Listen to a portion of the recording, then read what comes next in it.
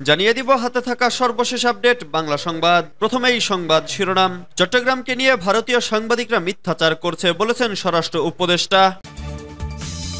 এরপর জানিয়ে দিব ভারতে ৮ বাংলাদেশি গ্রেফতার, ৩ জনের বাড়ি গোপালগঞ্জে। এদিকে আহতদের দেখতে পঙ্গু হাসপাতালে বিএনপি নেতারা অনুদান প্রদান। এরপর জানিয়ে দিব টেকনাফ সীমান্তে বিকট গোলাগুলির শব্দ, আতঙ্কে স্থানীয়রা। আরো জানিয়ে দিব বিএনপি রাষ্ট্র ক্ষমতায় গেলে শহীদ ও আহতদের পুনর্বাসন করবে। সর্বশেষ জানিয়ে দিব এই দুজনকে কার বুদ্ধিতে নিলেন প্রশ্ন মান্নার। এতক্ষণ শুনছিলেন সংবাদ শিরোনাম, এবারে বিস্তারিত। তবে অনুরোধ থাকবে ভিডিওটিতে একটি লাইক করবেন এবং কমেন্ট করে জানিয়ে দিবেন কোন জেলা থেকে আপনি আমাদের এই ভিডিওটি দেখছেন। চট্টগ্রাম নিয়ে ভারতীয় সাংবাদিকরা মিথ্যাচার করছে বলেছেন স্বরাষ্ট্র উপদেষ্টা। দেশের পুলিশ বাহিনীতে অবকাঠামো, যানবাহন, আর্থিক সুবিধাদি নিয়ে অনেক সমস্যা আছে জানিয়ে তা সমাধানে কাজ চলছে জানিয়েছেন স্বরাষ্ট্র উপদেষ্টা জাহাঙ্গীর আলম চৌধুরী। বৃহস্পতিবার ১৪ নভেম্বর বরিশালে বিভাগীয় আইনশৃঙ্খলা সংক্রান্ত মতবিনিময় সভা শেষে সংবাদ সম্মেলনে এসব তথ্য জানান তিনি। এ সময় স্বরাষ্ট্র উপদেষ্টা ভারতীয় সাংবাদিকদের বিরুদ্ধে সমালোচনা করে বলেন, চট্টগ্রামকে নিয়ে ভারতীয় সাংবাদিকরা মিথ্যাচার করছে, বাংলাদেশের বিরুদ্ধে অনবরত সংবাদ প্রচার করছে অভিযোগ করে বাংলাদেশের পক্ষ থেকে প্রতিবাদ জানানো হবে বলেও জানান স্বরাষ্ট্র উপদেষ্টা।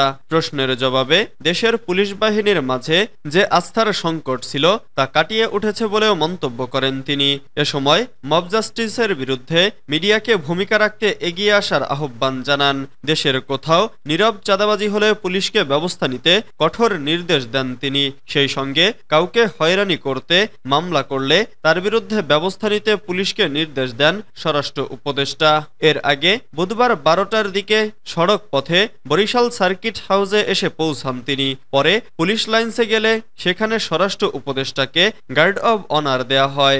আইনশৃঙ্খলা সংক্রান্ত মতবিনিময় সভায় ৭ম পদাতিক ডিভিশনের ব্রিগেড কমান্ডার ব্রিগেডিয়ার জেনারেল আমিরুল আজিম, স্বরাষ্ট্র মন্ত্রণালয়ের সিনিয়র সচিব মোহাম্মদ আব্দুল মোমেন, আইজিপি মইনুল ইসলাম, বিজিবির মহাপরিচালক মোহাম্মদ আশরাফুজ্জামান সিদ্দিকী সহ আরো অনেকে উপস্থিত ছিলেন।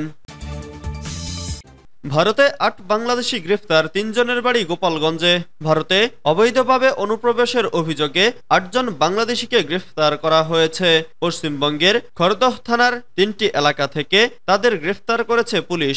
গ্রেফতার ব্যক্তিরা হলেন বাবলু শেখ, ফারুক শেখ, আলী শেখ। এদের সবার বাড়ি বাংলাদেশের গোপালগঞ্জে। খড়দহ থানার অন্তর্গত এলাকায় বাড়ি ভাড়া নিয়ে থাকতেন তারা। তবে বাকি ৫ জনের নাম পরিচয় প্রকাশ করেনি ভারতীয় পুলিশ। এর আগে গতকাল বুধবার ২ বাংলাদেশি এবং তাদের ভারতীয় সহযোগীকে গ্রেফতার করে ভারতের আর্থিক তদন্ত সংস্থা এনফোর্সমেন্ট ডিরেক্টরেট। অনুপ্রবেশ ও মানব পাচারের সহায়তার অভিযোগে কলকাতা থেকে এই ৩ জনকে গ্রেফতার করা হয়। গ্রেফতার বাংলাদেশি নাগরিকরা হলেন রনি মণ্ডল ও শামীর চৌধুরী এবং ভারতীয় নাগরিক হলেন পিন্টু হালদার। গ্রেফতারের ঘটনাটি এমন এক সময় হয়েছে যখন রাষ্ট্রীয় সংস্থাটি ঝাড়খণ্ড ও পশ্চিমবঙ্গের ১৭টি স্থানে বাংলাদেশি অনুপ্রবেশ সংশ্লিষ্ট অর্থ পাচার মামলায় অভিযান চালিয়েছিল মাত্র একদিন আগে। একটি আইএফআই এর ভিত্তিতে চলতি বছরের ৪ জুনের করা মামলায় অভিযানটি চালানো হয়। আহতদের দেখতে পঙ্গু হাসপাতালে বিএনপি নেতারা অনুদান প্রদান। অর্থোপেডিক হাসপাতালে চিকিৎসাধীন জুলাই বিপ্লবে আহতদের ৫ লাখ টাকা অনুদান দিয়েছে বিএনপি। আজ বৃহস্পতিবার সকালে আহতদের দেখতে গিয়ে দলটির পক্ষ থেকে এ অনুদান প্রদান করা হয়। হাসপাতাল পরিদর্শনে যান বিএনপির স্থায়ী কমিটির সদস্য সালাউদ্দিন আহমেদ ও সিনিয়র যুগ্ম মহাসচিব রুহুল কবির রিজভী। এ সময় তারা আহতদের চিকিৎসার খোঁজ খবর নেন।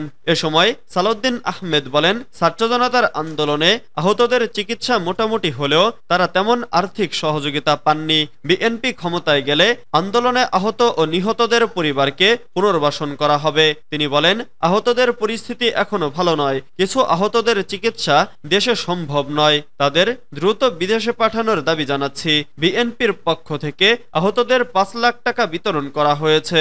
এর আগেও তাদের সহযোগিতা করা হয়েছে।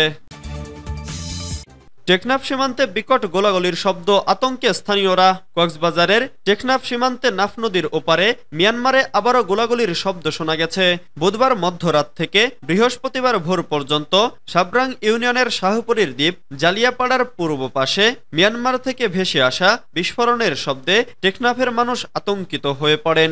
গোলাগুলির বিষয়টি নিশ্চিত করেছেন সাবরাং ইউনিয়ন পরিষদের চেয়ারম্যান নুরুল হোসেন। তিনি জানান, মিয়ানমার থেকে প্রায় গোলাগুলি ও বিস্ফোরণের বিকট শব্দ ভেসে আসছে। সেই শব্দে এপারেও কয়েকবার পুরো এলাকা কেঁপে উঠেছে। ফলে এলাকার অনেক বাসিন্দারা আতঙ্কে সময় পার করছেন। সাবরাং নয়াপাড়ার বাসিন্দা গোলাম কুদ্দুস জানান, বুধবার মধ্যরাত থেকে বৃহস্পতিবার ভোর পর্যন্ত ভারী অস্ত্রের বিকট শব্দ ভেসে আসে। এতে স্থানীয় বাসিন্দাদের ঘরবাড়িতে কম্পন অনুভূত হয়। এখানকার মানুষ নির্ঘুম রাত কাটিয়েছে। আব্দুল গফুর নামের আরেক বাসিন্দা বলেন, এরকম শব্দ এর আগে কখনো শুনেনি। মনে হচ্ছিল গোলাগুলি বিস্ফোরণের শব্দে বাড়িঘর ভেঙে পড়ছে। বিস্ফোরণে বৃদ্ধ ও শিশুরা বেশি আতঙ্কগ্রস্ত হয়ে পড়ে। বিএনপি রাষ্ট্র ক্ষমতায় গেলে শহীদ ও আহতদের পুনর্বাসন করবে।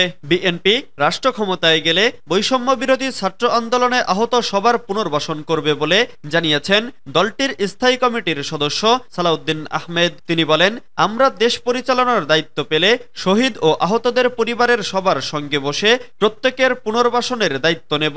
বৃহস্পতিবার 14 নভেম্বর রাজধানীর পঙ্গু হাসপাতালে জুলাই আগস্টে বৈষম্য বিরোধী ছাত্র আন্দোলনে আহতদের দেখতে গিয়ে সাংবাদিকদের একথা বলেন তিনি। এই দুজনকে কার বুদ্ধিতে নিলেন প্রশ্ন মান্নার। নাগরিক ঐক্যের সভাপতি মাহমুদুর রহমান মান্না বলেছেন, ডক্টর ইউনুস আছেন বলে আমাদের অর্থনীতির একটু গতি ফিরেছে। আগের সরকারকে কেউ বিশ্বাস করত না। বিদেশ থেকে কেউ টাকা দিত না, দিলেও সেটা ব্যাংকে দিত না, চুরি করে দিত। ফলে রিজার্ভের প্রভাব পড়ত না। আমাদের ব্যাংক আগের চাইতে ভালো হচ্ছে। তবে জিনিসপত্রের দাম কমেনি, জনগণের কষ্ট কমেনি, মানুষের দুর্দশা কমেনি। আজ বৃহস্পতিবার দুপুরে জাতীয় প্রেস ক্লাবের সামনে আয়োজিত এক প্রতিবাদ সভায় একথা বলেন তিনি। অন্তর্বর্তীকালীন সরকারে আওয়ামী সুবিধাভোগীদের উপদেষ্টা হিসেবে নিয়োগ ও ফ্যাসিবাদের দোসরদের পুনর্বাসনের অভিযোগ এনে এ প্রতিবাদ সভার আয়োজন করে দেশ বাঁচাও মানুষ বাঁচাও আন্দোলন। তিনি বলেন, এই সরকারের প্রধান কাজ হচ্ছে গণতন্ত্রের জন্য একটা গ্রহণযোগ্য নির্বাচনের ব্যবস্থা করা। যত তাড়াতাড়ি নির্বাচন দিতে পারবেন চেষ্টা করুন। সংস্কার বলেন যাই বলেন, এই অন্তর্বর্তী সরকার চাপিয়ে দেওয়ার অধিকার রাখে না। ধান্দাবাজ লোকেদের আপনি উপদেষ্টা বানাবেন, ধান্দাবাজ লোকদের বড় বড় অফিসারের পদ দেবেন, সেটা করলে হবে না। মান্না আরো বলেন, আমরা দিন দিন বেশ বড় রকম সংকটের মধ্যে পড়ে যাচ্ছি। কত রকম আশা আকাঙ্ক্ষা নিয়ে মানুষ ডক্টর ইউনুসের নাম প্রস্তাব করে বিদেশ থেকে ডেকে এনে সংবর্ধনা দিয়ে দায়িত্ব দিল। উনি আহতদের চিকিৎসার ব্যবস্থা করতে পারলেন না। ক্ষমতায় নেয়ার পরে এই 100 দিনের মধ্যে আমাদের মধ্যে বা মানুষের মধ্যে তেমন আশা সঞ্চার করতে পারেননি তিনি।